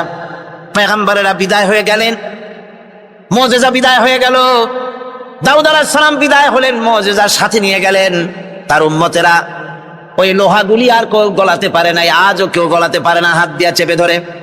সুলাইমান আলাইহিস সালাম দুনিয়া থেকে বিদায় হয়ে গেছেন, মুজিজা নিয়ে কবরে চলে গেছেন। আজ আর তার অনুসারীরা অথবা দুনিয়ার কোন মানুষ বিনা ইঞ্জিনে তক্তায় বসে আর হাওয়ায় উঠতে পারবে না। মুসা আলাইহিস সালাম বিদায় হলেন, লাঠির মুজিজা চলে গেল। তার উম্মতেরা, তার অনুসারীরা কিয়ামত পর্যন্ত যদি 1000 চেষ্টা চালায়, লাঠিকে আর কোনোদিন সাপে পরিণত করতে পারবে না। ঈসা আলাইহিস সালাম, আল্লাহ রাব্বুল আলামিন তাকে উঠায় নিলেন, মুজিজা তিনি সাথে নিয়ে গেলেন। নবীরা যে যত মুজিজা পেয়েছিলেন, জীবদ্দশায় মুজিজা কাজে লেগেছে, দুনিয়া থেকে বিদায় হয়েছেন, মুজিজা সাথে নিয়ে গেছেন। কিন্তু আপনার আমার নবী, বিশ্ব নবী জনাব মুহাম্মদ রাসূলুল্লাহ সাল্লাল্লাহু আলাইহি ওয়াসাল্লামের কাছে আল্লাহ রাব্বুল আলামিন তাকে যত মুজিজা দিয়েছিলেন, 3000-এর উপরে আল্লাহর নবীর মুজিজা ঘটেছিল 23 বছরের নবুয়তের জীবনে। তার মধ্যে শ্রেষ্ঠ মুজিজা হতেছে কোরআন মাজিদ। আল্লাহর নবী বিদায় হয়ে গেলেন, মুজিজা সাথে নিয়ে যান নাই, মুজিজা রেখে গেলেন দুনিয়ায়। কিয়ামত পর্যন্ত দুনিয়াবাসী নবীর উম্মতেরা কোরআনের মুজিজা ব্যবহার করতে পারবে। এ কোরআনের বৈশিষ্ট্য সকল দিক থেকে এক অপূর্ব একটি কিতাবে পরিণত করেছে, যা মানুষকে চিরকাল বিস্ময় হতবাক করে দিয়েছে। কোরআনের আরেকটি বৈশিষ্ট্য হচ্ছে, এই কোরআন এক সময় নাজিল হয় নাই। 30 পারা কোরআন শরীফ একসাথে নাজিল হয়েছে না, কোরআন নাজিল হয়েছে আস্তে আস্তে, ধীরে ধীরে। কত বছর লাগলো? 23 বছরেরও কিছু বেশি সময় ধরে কোরআন ধীরে ধীরে রাসূল করিম সাল্লাল্লাহু আলাইহি সাল্লামের কাছে অবতীর্ণ হয়েছে। এমনটি আর কোনো কিতাব হয়নি, যা আর কোনো ধর্মগ্রন্থ যারা অন্যরা দাবি করে এরকম হয়নি। কোরআনে কারীমের আরেকটি বৈশিষ্ট্য হচ্ছে, যখন কাগজ ছিল না, ছাপাখানা ছিল না, এমনকি টেপ রেকর্ডার ছিল না, তখনকার নাজিলকৃত কিতাব যেভাবে নাজিল হয়েছিল সেইভাবে আজ পর্যন্ত অবিকল টিকে আছে, টিকে থাকবে ইলা ইয়াউমিল কিয়ামা। কিয়ামত পর্যন্ত কোরআনে কারীমের এই অকৃত্রিম অবিকৃত অবস্থায় কোরআনে কারীমের এই শান, এই বরকত টিকে থাকবে। এই জন্য কোরআন শরীফ হচ্ছে এই পৃথিবীর মহাবিশ্বের মহাবিস্ময়। কোরআন হচ্ছে পৃথিবীর মহাবিশ্বের মহাবিস্ময়। এর মর্যাদা সম্পর্কে রাসূল করিম সাল্লাল্লাহু আলাইহি ওয়াসাল্লাম বলেছেন, ওয়ান উসমান রাদিয়াল্লাহু তাআলা আনহু আন্নাহু ক্বাল قال رسول الله صلى الله عليه وسلم خيركم من تعلم القرآن وعلمه رواه البخاري। আল্লাহর নবী বলেন, তোমাদের মধ্যে সর্বোত্তম ব্যক্তি সেই, তোমাদের ভিতরে ভালো ব্যক্তি, উত্তম ব্যক্তি সেই, যে ব্যক্তি নিজে কোরআন শেখে আর অন্যকে শেখায়। কোরআন যে শেখে আর অন্যকে যে শেখায়, সেই ব্যক্তি হলো তোমাদের মধ্যে সর্বোত্তম ব্যক্তি, ভালো ব্যক্তি। সুবহানাল্লাহ পড়েন। কোরআনে কারীমের এই মর্যাদা সম্পর্কে রাসূল করিম সাল্লাল্লাহু আলাইহি ওয়াসাল্লাম বলেছেন, দুই ব্যক্তিকে, দুই শ্রেণীর লোককে ঈর্ষা করা যায়। রাজুলুন আতাহুল্লাহুল কুরআন ফাহুয়া ইয়াকুমু বিহি আনা আল-লাইলি ওয়া আনা আন-নাহার। ওই ব্যক্তির সঙ্গে ঈর্ষা করা যায়, হিংসা করা যায়, যে ব্যক্তিকে আল্লাহ পাক কোরআনের ইলম দান করেছেন, সে ব্যক্তি দিন রাত কোরআন তেলাওয়াত করে, কোরআনের উপরে আমল করে, কোরআনের উপরে থাকে, মানুষকে কোরআনের দাওয়াত দেয়। ওই লোকের সাথে ঈর্ষা করা দরকার, যে তার মতো হতে চায়। ওয়ারাজুলুন আতাহুল্লাহু মালান ফাহুয়া ইউনফিকু মিনহু আনা আল-লাইলি ওয়া আনা আন-নাহার মুত্তাফাকুন আলাইহি। বুখারী মুসলিমের হাদিস। রাসূলুল্লাহ বলছেন, অন্য আরেক ব্যক্তি হচ্ছে যে ব্যক্তিকে আল্লাহ পাক মাল দিয়েছেন, সম্পদ দিয়েছেন, ওই ব্যক্তি তার মাল আর সম্পদকে দিন রাত দুহাতে আল্লাহর রাস্তায় খরচ করে। তার মতো হওয়ার জন্য তার সাথে ঈর্ষা করা যেতে পারে। আমার বন্ধুগণ, এই কোরআন হচ্ছে এমন এক কিতাব, যে কোরআনকে নিয়ে যারা অগ্রসর হয় আল্লাহ তাদেরকে বাড়ায় দেন, আর কোরআনের সাথে যারা হিংসা করে, বিদ্বেষ করে, আল্লাহ তাদেরকে অধঃপাতিত করে দেন। عن عمر بن الخطاب رضي الله تعالى عنه أنه قال قال رسول الله صلى الله عليه وسلم إن الله يرفع بهذا الكتاب أقواما ويضع به آخرين رواه مسلم। হযরত ওমর রাদিয়াল্লাহু তাআলা আনহু বলছেন যে আল্লাহ পাক এই কোরআনের সাহায্যে এক শ্রেণীর লোককে প্রতিষ্ঠিত করবেন দুনিয়ার বুকে, এবং আখিরাতেও আরেক শ্রেণীর লোককে করবেন অধঃপাতিত। যারা কোরআনের সাথে বিরোধিতা করবে, তারা যদি হিরো হয়, আল্লাহ তাদেরকে জিরো বানাবেন। কি বানাবেন? জোরে গান কি বানাবেন? জিরো বানিয়ে দিবেন। আর কোরআনকে নিয়ে যারা আগ বাড়ে, তারা যদি জিরো হয়, আল্লাহ পাক তাদেরকে কি বানায় দেন? কোরআনের সাথে বিরোধিতা আজকের নতুন কিছু নয়, আবহমান কাল থেকে কোরআনের সাথে চলছে বিরোধিতা। বিশ্বকবি, কবি সম্রাট আল্লামা ইকবাল, আল্লাহ তাকে জান্নাতুল ফেরদাউস নসিব করুন, সবাই বলুন আমিন।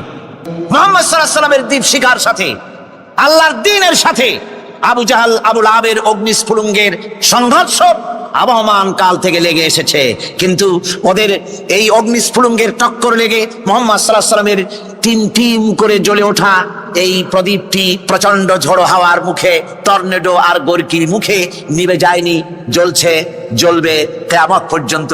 এটাকে নিভাবার ক্ষমতা বিশ্বের কোনো মানুষের নাই।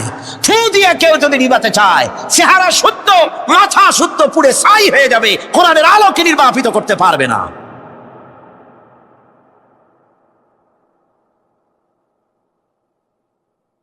এই কোরআন যার সিনার ভিতরে থাকে, যার সিনার মধ্যে থাকে সে হয় সমৃদ্ধ, আর যার সিনার মধ্যে থাকে না সে হয়।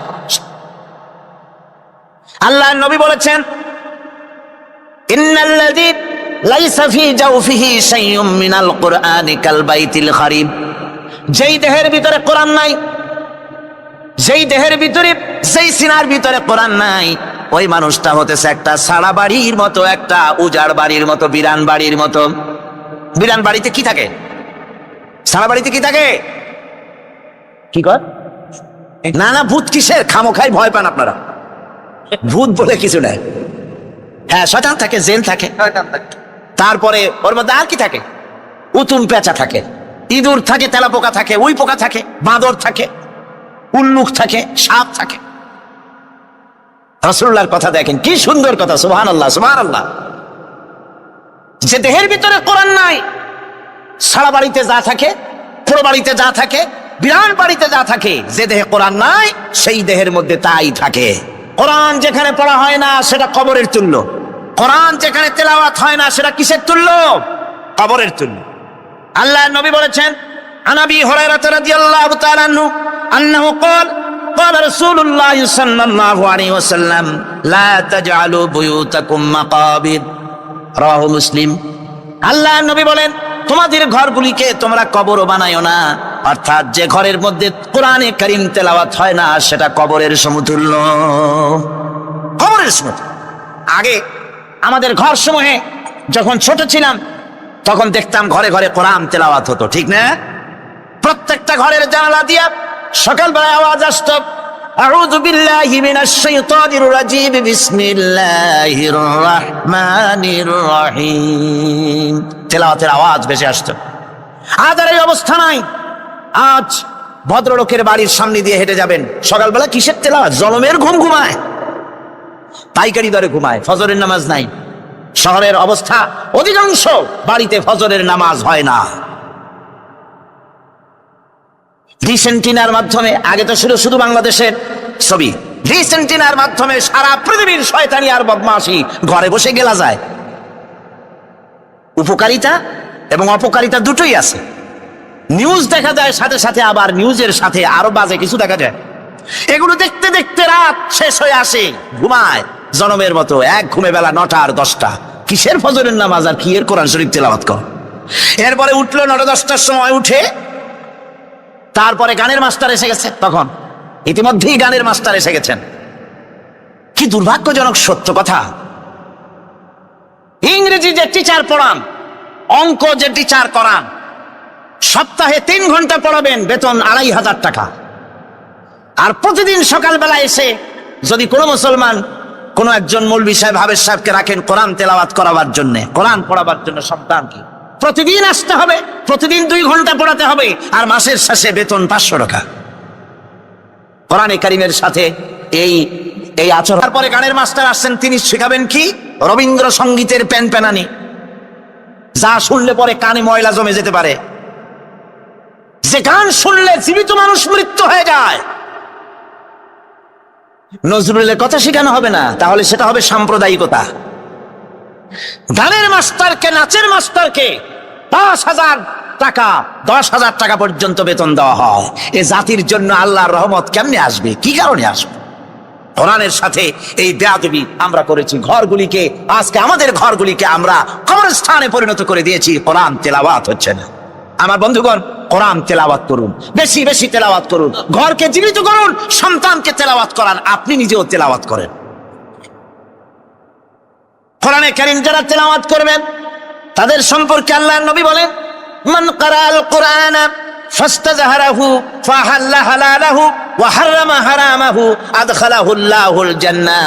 আল্লাহর নবী বলেন, যে ব্যক্তি কোরআন শরীফ তেলাওয়াত করবে এবং কোরআনের হালাল অনুযায়ী হালালকে মেনে চলবে, হারাম অনুযায়ী হারাম থেকে ফিরে থাকবে, এরকম কোরআনের উপরে যে তেলাওয়াত করবে আর আমল করবে, আল্লাহ রাব্বুল আলামিন কিয়ামতের দিন তাকে জান্নাতের ভিতরে প্রবেশ করাবেন।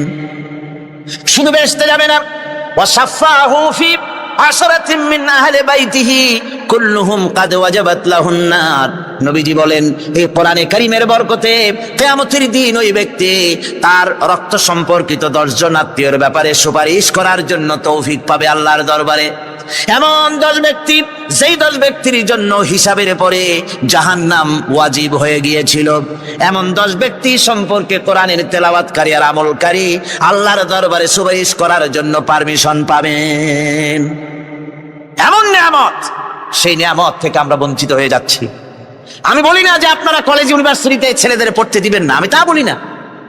তারা কলেজ ইউনিভার্সিটিতে বিলক্ষণ পড়াশোনা করুক, কিন্তু তাদেরকে কোরআন শরীফ শিখান। লক্ষ লক্ষ টাকা খরচ করলেন ছেলের পেছনে, কিন্তু কোরআন শিখালেন না। আপনি মরে গেলে আপনার জানাজাটা পড়বে, এ তৌফিকও সে পেল না। জানাজার ইমামতি তো দূরের কথা, জানাজার নিয়ত জানে না, পাক পবিত্রতা জানে না। বাপ মরে গেছে, সে তখন ছিল মার্কেটে, শুনলো বাপ মরছে, তাড়াতাড়ি জানাজায় শরীক হতে হবে। প্যান্টও পাক নাই, যেহেতু পেশাবের যখন বেগ এসেছিল দেওয়ালের পাশে দাঁড়াইয়া কাম সারছে, ধোয়া মোছার কাম নাই, মাথায় টুপি নাই, নাক মোছার রুমাল ছিল পকেটের, রুমালটা মাথায় দিয়ে দাঁড়ায় গেল। আল্লাহু আকবার। বাপের কপালে যা আছে তাই হোক। তারপরে বাপ মরে গেছে, কান্না শুরু করেছে। যেদিন মরছে সেদিন কানতেছে, পরের দিনও একটু মুখ মলিন কান্দে। নাম বল্টু মিয়া। তার আবার এক বন্ধু আছে, তার নাম শান্টু মিয়া। শান্টু মিয়া বলছে, মিয়া বল্টু কান্দো কেন? বাপ মরে গেছে। এগুলো বাঁচে নাকি? এগুলো মরিয়ে যায়। আমার একটা ছিল, ওটাও মরছে। চিরকাল কারো বাপ থাকে, সুতরাং এত মন খারাপ কেন? আসো, ইন্ডিয়া থেকে ভালো একটা বই আসছে, সেইটা দেখে এত আনন্দ পাবে। বাপ তো বাপ, 14 গোষ্ঠী মরলেও মনের দুঃখ মুছে যাবে। এরপরে বাড়ি এনে তাকে সিনেমার ছবি দেখানো হলো। ছবি সে দেখলো, ফেরার সময় বাপের কবরের কাছ থেকে যাওয়ার সময় দাঁড়িয়ে গেল ক্ষণিকের জন্য। আহারে বাপ, বিদায় হয়ে গেলা, কি দেব তোমারে? কিছু তো নাই আমার কাছে, তাই সারা রাত ধরে যা কিছু দেখলাম এগুলি তোমার আমলনামায় দিয়ে গেলাম। জোরে কর নাউজুবিল্লাহ। কিয়ামতের দিন জান্নাতীদেরকে, বেহেশতীদেরকে আল্লাহ রাব্বুল আলামিন বলবেন, কোরআন শরীফ তেলাওয়াত করো আর উপরের দিকে উঠতে থাকো। কোরআনে যেভাবে দুনিয়ার বুকে কোরআনে কারীম তুমি মুখস্থ করেছিলে, ধীরে ধীরে তেলাওয়াত করতে, ওইভাবে ধীরে ধীরে কোরআন তেলাওয়াত করো আর উপরের দিকে উঠতে থাকো। আল্লাহ পাক বলতে থাকবেন, উপরের দিকে ওঠো, তেলাওয়াত করো আর ওঠো। উঠতে উঠতে যেই জায়গায় গিয়ে তোমার তেলাওয়াত শেষ হয়ে যাবে, জান্নাতের ওই জায়গাটা তোমার জন্য বরাদ্দ হবে। আবু দাউদ শরীফের হাদিস। জান্নাতের ওই জায়গাটা তোমার জন্য বরাদ্দ হবে। এখন যাদের শুধু সূরা ইখলাস আর সূরা কাউসার মুখস্থ, তারা তো 2 পা আগাই বসে যাবে, উঠতে পারবেন না। বেশি বেশি মুখস্থ করেন, হাফেজে কোরআন হন অথবা হাফেজের মতো হন। বেশি বেশি মুখস্থ করেন সূরা ইয়াসিন, সূরা দুখান, সূরা আর রহমান, সূরা ওয়াকিয়া, সূরা মুজাম্মিল, এই সমস্ত সূরা, বেশি সূরা আল আরাফ, সূরা কাহাফ, সূরা মারিয়াম ইত্যাদি মুখস্থ করেন। কিয়ামতের দিন কাজে লাগবে। জান্নাতের অত উঁচায় উঠতে পারবেন। হাফেজ কোন জায়গায় যাবে? সুবহানাল্লাহ ওয়া বিহামদি।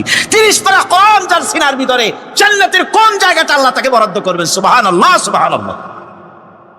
কোরআনে কারীমকে মুখস্থ করুন, বেশি করে মুখস্থ করুন। কোরআনে কারীমকে বেশি করে তেলাওয়াত করুন।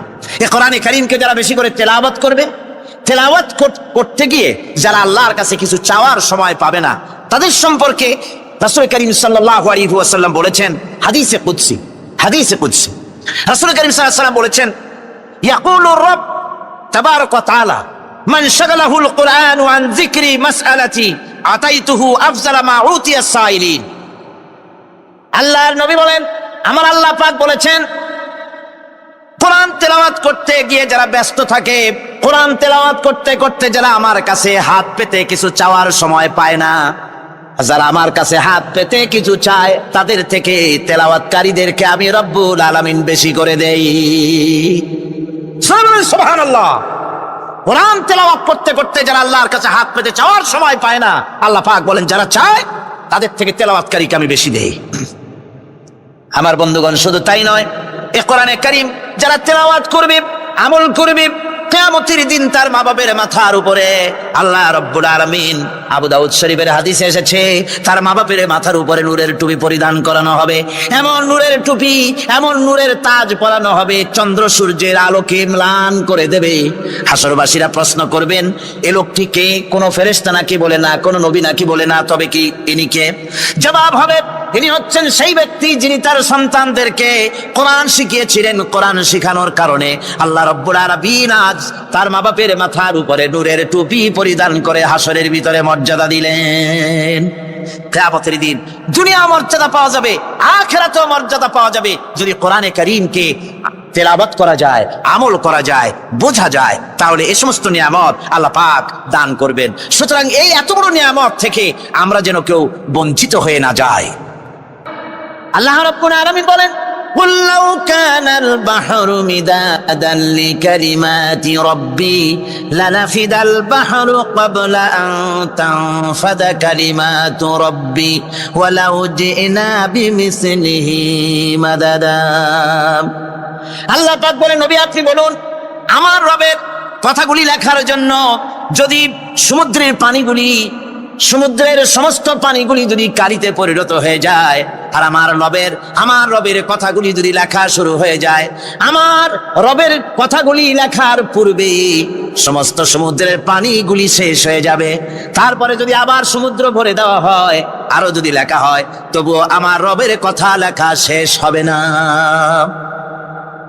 আল্লাহ রাব্বুল আলামিন বলেন, ولو أن ما في الأرض من شجرة أقلام والبحر يمده من بعده 7 أبحر ما نفدت كلمة الله।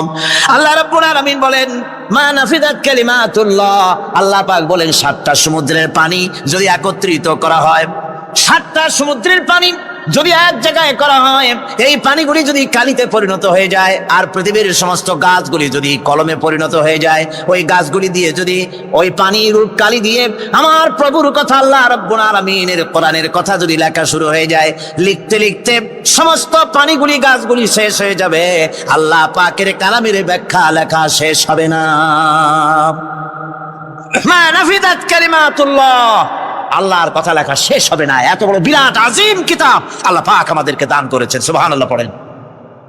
এই কিতাবের এত বড় গুরুভার আল্লাহ রাব্বুল আলামিন বলেছেন, লাউ আনজালনা হাযাল কুরআন আলা জাবালিন লারাআইতাহু খাশিআম মুতাসাদ্দিআম মিন খাশিয়াতিল্লাহ। আমি যদি এই কোরআনকে পর্বতের উপরে নাজিল করতাম, তাহলে তুমি দেখতে পেতে আমার ভয় ভীত সন্ত্রস্ত হয়ে পাহাড়গুলো চূর্ণ বিচূর্ণ হয়ে যেত। এত বড় আসিম কিতাব আমি তোমাদেরকে দান করেছি, যার গুরুভার বহন করতে কেউ রাজি হয়নি। পাহাড় পর্বত কেউ রাজি হয়নি, মানুষ রাজি হয়েছে। এই মানুষের উপরে আমি এটা অবতীর্ণ করেছি, গোটা বিশ্ববাসীর সামনে এই কিতাব আমি দিয়েছি তোমাদেরকে, এর দ্বারা হেদায়েত তোমরা গ্রহণ করবে। কিয়ামতের দিন আল্লাহর এই বিরাট নিয়ামত আমাদেরকে দান করলেন, আমরা এই নিয়ামতের না শকর করেছি। অর্থাৎ এই কোরআনকে আমরা ব্যবহার করেছি, সঠিকভাবে করি নাই, বেঠিকভাবে করেছি। প্রথম দিন, দ্বিতীয় দিন আমি বলেছি কোরআন শরীফকে শুধু তাবিজ তোমারের জন্য, শুধু সওয়াবের জন্য তেলাওয়াত করেছি। আসলে শুধু সওয়াবের জন্য তো আসেনি কোরআন। কোরআন বুঝতে হবে, আমল করতে হবে, তবে না শান্তি পাবো। আপনি যদি, কোরআন হচ্ছে মানুষের জীবন সমস্যার সমাধানের গ্রন্থ। ওষুধ খেলে রোগ ভালো হয়। ওষুধ খেলে কি হয়? কেউ যদি সকাল বেলায় তসবিহ হাতে নিয়ে 500 বার পড়ে ওষুধ ওষুধ ওষুধ, 500 বার পড়লে রোগ কি ভালো হবে? বরং রোগ আরো বাড়তে পারে চিল্লাইতে চিল্লাইতে। শীতের জন্য লেপ গায়ে না দিয়া কেউ যদি চিল্লাইতে থাকে, জিকির করে লেপ্ত শোক লেপ্ত শোক লেপ্ত শোক, শীত কি বন্ধ হবে নাকি? পানির পিপাসায় ছটফট করে মানুষ যদি চিল্লায়, পানি পানি পানি পানি পানি, পানির পিপাসা আরো বাড়বে। তাহলে কি বোঝা গেল? পিপাসা লাগলে পানি পান করতে হবে, শীত লাগলে কম্বলটা গায়ে দিতে হবে, রোগ হলে ওষুধটা খেতে হবে, তাহলে সব সমস্যার সমাধান হবে। অনুরূপ ভাবে আমরা শুধু কোরআনে কারীমকে তেলাওয়াত করি সবের নিয়তে, তার হুকুমগুলি জীবনের উপরে আমল করি না বলে আজকের জীবন আমাদের বিপর্যস্ত হয়েছে। ব্যক্তিতে, পরিবারে, রাষ্ট্রে শান্তি নাই, কোথাও শান্তি নাই এই কারণে। আর কিয়ামতের দিন রাসূল আসামি করবেন তাদেরকে যারা কোরআন অমান্য করেছে। রাসূল হবেন বাদী। বাদী হবেন কে? যারা বলেন কে বাদী হবেন? রাসূল। আসামি হবে কারা? যারা কোরআন ছেড়ে দিয়েছে।